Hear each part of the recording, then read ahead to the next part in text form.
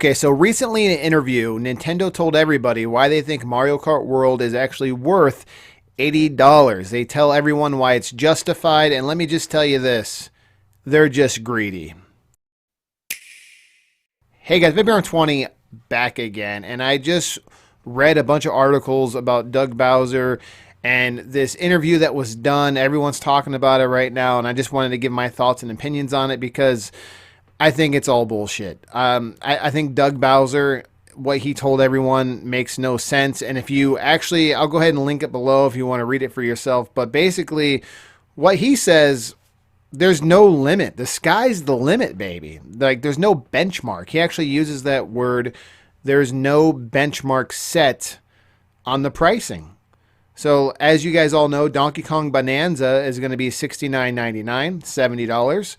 And to be fair, I think that's what we all thought the Nintendo Switch 2 new games, like the first party, like Mario games, Donkey Kong games, Zelda games, we were already, prepared to pay $70 because Tears of the Kingdom was $70. And I already kind of mentally prepared myself, and I'm sure everyone else did, to be paying that price.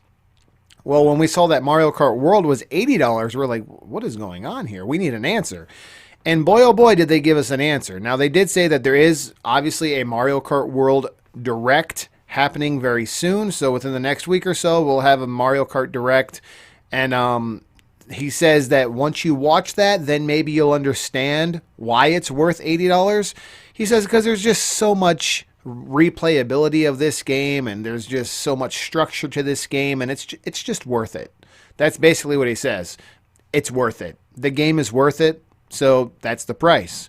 And there's no benchmark. They're going to use like a variable pricing method or system, which is, I've never seen nothing like it.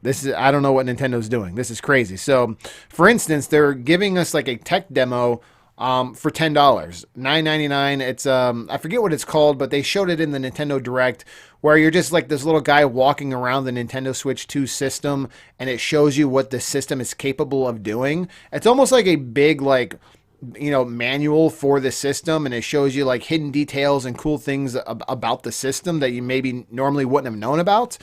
And yeah, usually that's something that should be packed in for free, but no, $10 if you want that. So that's just greed to the next level, in my opinion. And $80 for Mario Kart World, I'm not saying it's not worth it. It probably is. You know how much replayability you probably will get out of that game?